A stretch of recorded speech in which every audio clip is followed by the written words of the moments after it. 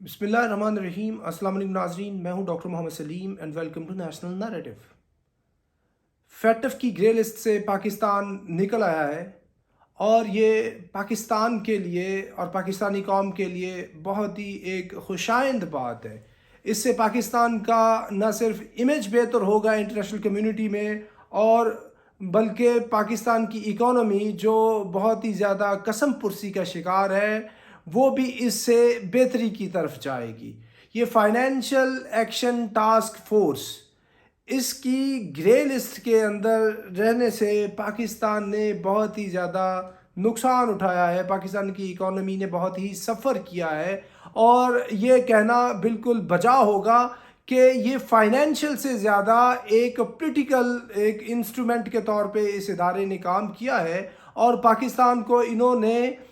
بغیر کسی وجہ کے، جبکہ پاکستان نے پہلے جو ان کی 27 میں سے 26 شرطیں بھی پوری کی، بعد میں انہوں نے 34 کی بات کی تو پاکستان نے وہ شرطیں بھی پوری کر دیں، لیکن انہوں نے نکالا نہیں۔ یعنی جتنی بھی ٹیکنیکل ایسپیکٹس تھے، جو بھی چیزیں ریکوائرڈ تھیں ان کو فائنینشلی، جو وہ میئرز ہوتے ہیں پاکستان نے وہ سارے کے سارے لیے، جو بھی ٹیررزم کو باقی جتنی بھی چیزیں تھیں، جملہ باتیں پاکستان نے وہ پوری کی، لیکن انہوں نے نکالا نہیں۔ اب جا کے انہوں نے پاکستان کو فیٹف کی گرے لسٹ سے نکال دیا ہے، تو یہ ایک بہت ہی خوشائند بات ہے۔ جو بھی اس کے لیے جتنا بھی کریڈٹ لینا چاہے، آپ کھلے دل سے اس کو کریڈٹ دے دیں۔ اگر پاکستان تحریک انصاف کی حکومت کے دوران اس کے اوپر کام ہوا ہے، حماد اظہر صاحب کی منسٹری نے بہت ہی کام کیا ہے، آپ ان کو بھی کریڈٹ دیں، بڑا کریڈٹ دیں۔ اس کے ساتھ افواج پاکستان نے جی ایچ کیو کے اندر، ایم او ڈائریکٹریٹ کے اندر علیحدہ سے اس کے لیے ایک سیل بنایا ہوا تھا، اور بہت ہی زیادہ انہوں نے ایک سرعت سے کام کیا، اور چیف آف آرمی اسٹاف اور افواج پاکستان نے جو یہ سارے پولیٹیشنز تھے، کئی دفعہ ان کو انہوں نے اپنا انفلوئنس بھی کیا کہ فیٹف کے لیے جتنی ووٹنگ ریکوائرڈ ہے، ان کی جو بھی پارٹیسپیشن اور ہیلپ ریکوائرڈ ہے یہ پولیٹیشنز کی، تو وہ ہیلپ انہوں نے انشور کرائی اسمبلی کے اندر at the time of P T I government. تو یہ کریڈٹ افواج پاکستان کو بھی جاتا ہے، پاکستان تحریک انصاف کی حکومت کو بھی جاتا ہے، اور موجودہ حکومت کو تو جاتا ہی جاتا ہے، بیکاز ان کے ٹائم یہ کام ہوا ہے۔ اس کی مثال بالکل اسی طرح ہے جیسے پاکستان کا ایٹم بام بنا تھا۔ ابھی نواز شریف صاحب یہ کہتے ہیں کہ ایٹم بام کا ایکسپلوژن میں نے کیا، میرے دور حکومت کے اندر ایٹمی دھماکے ہوئے، تو مجھے کریڈٹ دیں۔ بھئی آپ نواز شریف صاحب کو بھی دیں، جس نے ایٹم بام شروع کیا، شہید ذوالفقار علی بھٹو، اس کو بھی کریڈٹ دیں۔ جنہوں نے ایٹم بم کو بنانے میں کلیدی کردار ادا کیا، ڈاکٹر اے کیو خان، ان کی ٹیم، ان کا بھی کریڈٹ بنتا ہے۔ اور جنرل ضیاء کی حکومت نے بہت کام کیا، ان کا بھی کریڈٹ بنتا ہے۔ 90s کے اندر جتنی نواز شریف بے نظیر کی حکومتیں تھیں، انہوں نے اس کی سیکیورٹی کے لیے، پروٹیکشن کے لیے اتنا کام کیا، ان کا بھی کریڈٹ بنتا ہے۔ اور اینڈ پہ جب یہ انہوں نے ایکسپلوژن کیا 28 مئی 1998 کو، تو اس ٹائم چونکہ حکومت نواز شریف صاحب کی تھی ایونچولی، تو یہ ان کے ایرا میں کام ہوا، تو ان کا کریڈٹ بنتا تھا۔ بین اسی طرح یہ کام ابھی فیٹف کی گرے لسٹ سے نکلنا، یہ اس کے لیے کلیدی کردار بھلے پی ٹی آئی نے وہ ادا کیا ہو، لیکن چونکہ یہ نکل رہے ہیں یہ پی ڈی ایم میں، Nawaz Sharif P M L lead حکومت میں، تو یہ کریڈٹ ان کے حصے میں بھی جائے گا۔ جس کے بھی حصے میں جتنا بھی کریڈٹ جاتا ہے وہ جائے، اس سے سب سے بڑا فائدہ تو پاکستان کو ہے، پاکستان کی اکانومی کو ہوا ہے، اور انٹرنیشنلی پاکستان کا امیج بہت بہتر ہوگا۔ یہ بہت خوشائند بات ہے۔ اور اس کے ساتھ ناظرین ایک اور بات کہ پاکستان کے اندر جو سول بالادستی ہے، وہ امید ہے کہ وہ ابھی اسٹیبلش ہوگی، گریجولی وہ ایوالو ہوگی۔ عمران خان صاحب نے بہت ہی میچور جو ہے وہ پولیٹیکل موو کیا ہے، اور اس کے اندر انہوں نے کوئی زیادہ اگریشن کا مظاہرہ نہیں کیا۔ یہ جو ڈسکوالیفیکیشن والا معاملہ ہے، چونکہ یہ ایک کچھ عرصے کی بات ہے، اور یہ ڈسکوالیفیکیشن بھی ابھی جو وہ کورٹ کے اندر جائیں گے، کورٹ کے اندر سے موسٹ پرابلی یہ جو چیز ہے وہ ختم ہو جائے گی، یا اسٹے آرڈر آ جائے گا، اس کا کوئی نہ کوئی سلوشن آئے گا۔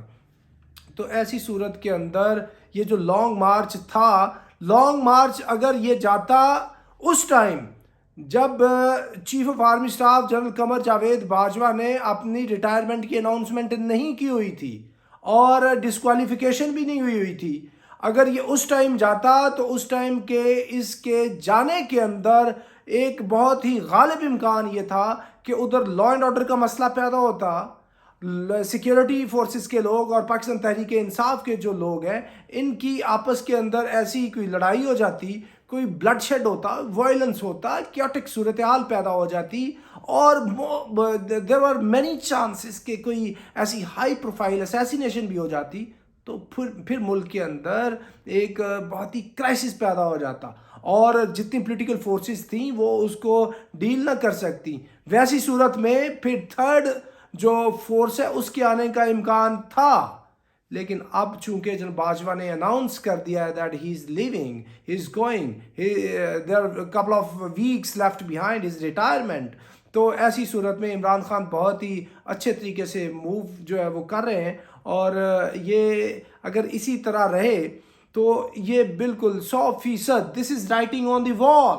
That this is the time of Imran Khan. Either he comes with simple majority or 2/3 majority or 3rd/4 majority, whatever would be the majority would be his. This is his time. So ایسی صورت میں ان کو چاہیے کہ یہ جو جتنی بھی اپنی پولیٹیکل ڈیولپمنٹس ہیں بہت ہی اچھے انداز میں ان کو آگے بڑھائیں، اور اس سے ان کی جماعت کا، ان کا بحیثیت فرد اور پاکستان کا بحیثیت ملک بہت ہی زیادہ فائدہ ہے. اور ناظرین ایک اور بات بتاؤں کہ یہ جو یوکرین کا معاملہ ہے، یوکرین کا معاملہ جو ہے ایک نیوکلیئر فلیش پوائنٹ بنتا جا رہا پوری دنیا کے اندر، کیونکہ یوکرین کے اندر کچھ علاقوں کے اندر رشیا نے ماشاء اللہ لگا دیا جن کے اوپر رشیا کا پوزیشن ہے، اور وہ یہ کہہ رہا ہے کہ اگر یوکرینین فورسز یا نیٹو کی فورسز یا امریکہ نے کسی نے بھی ادھر کوئی بھی ہلکی سی بھی کوئی مزاحمت کی، شرارت کی، یا کوئی بھی ادھر کانفلکٹ کو ایگریویٹ کرنے کی کوشش کی، تو we can go towards nuclear, we can go towards tactical nuclear weapon usage. اگر وہ یہ بات کرتا ہے تو دوسری سائڈ پہ جو بائیڈن ہے اس نے بھی بڑی سیریس دھمکی دی ہے، آرمیگڈون کی اس نے بھی دھمکی دی ہے کہ اگر پیوٹن یہ باتیں کر رہا ہے تو پیوٹن کو اس سے زیادہ شدید صورتحال کا سامنا کرنا پڑے گا. اگر وہ ٹیکٹیکل نیوکلیئر ویپنز کی بات کر رہا ہے تو اس سے دنیا ایک بہت بڑے حادثے کا شکار ہو سکتی ہے. تو یوکرین کا معاملہ بہت ہی شدت اختیار کرتا جا رہا ہے. تو دنیا کے اندر ابھی جو پیس کو اسٹیبلش کرنے والا کوئی انسٹیٹیوشن ہے اس کو چاہیے کہ وہ آگے بڑھے. اس ٹائم تو دنیا کے اندر پیس کو اسٹیبلش کرنے والا there is not even a single institution. If you talk about United Nations, if you talk about Security Council, if you talk about other institution, none is left behind to ensure security and peace in the world. یہ جو NATO ہے، یہ جو SCO ہے، یہ جتنے اس طرح کے یہ تو ملٹری الائنسز ہیں، اور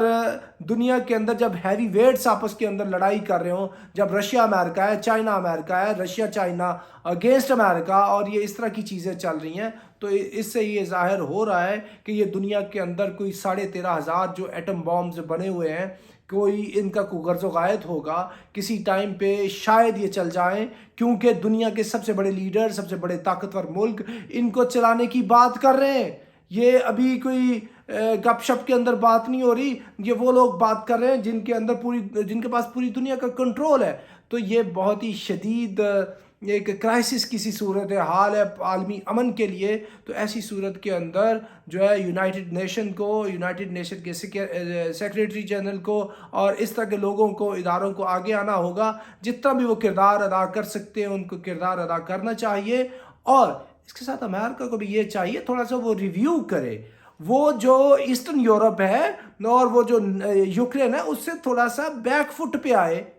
امریکہ بھی نہیں آ رہا. امریکہ تو بلکہ نارڈ اسٹریم 1 کو جا کے اس نے خود بلاسٹ کیا ہے تاکہ پورے کا پورا یورپ جو ہے وہ جمپ ان کر جائے اس یوکرین کی جنگ میں، اور یورپ کو امریکہ ساتھ ملا کے رشیا کے ساتھ وار لڑے، جو ایک بہت ہی بڑی سیریس بات ہے عالمی امن کے لیے. تو اس کے اوپر دعا کرنی چاہیے، اللہ تعالیٰ پوری دنیا کو اس مصیبت سے بچائے اور دنیا کے اندر امن کا بول بالا ہو. تو ناظرین اب تک کے لیے اتنا ہی. Up till next time, thank you very much. Pakistan زندہ باد.